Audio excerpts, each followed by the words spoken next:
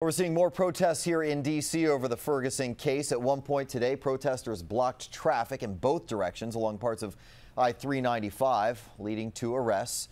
Diane Cho spoke with some of the protesters. She's live now in the newsroom with what they had to say. Diane?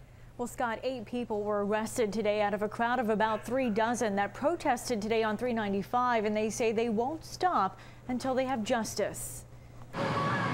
Holding signs that read "Police violence is a human rights issue."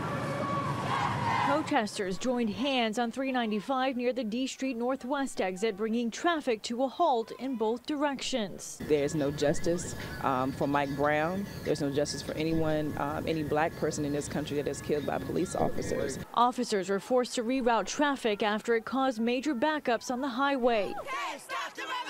D.C. police say they had been monitoring the demonstrations that started at the Federal Triangle Metro stop this morning.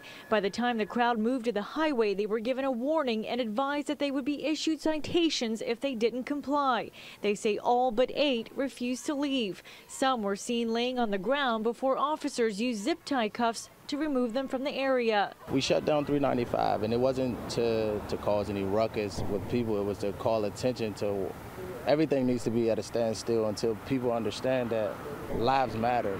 Not only do black lives matter, but all lives matter. Protests have continued this week across the country after a grand jury decided not to indict Darren Wilson, the Ferguson police officer who shot an unarmed teen. He has since resigned from his job, saying that he doesn't want to put the residents and police department at risk. His resignation doesn't mean anything to me. The purpose for him resigning was not to bring peace. He just did it because there was no way he can work as an officer after what he done.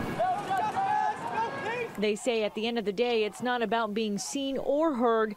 They want to be understood. Justice, equality. And protesters we spoke with today say they plan to continue to cause disruption throughout the community until they see changes.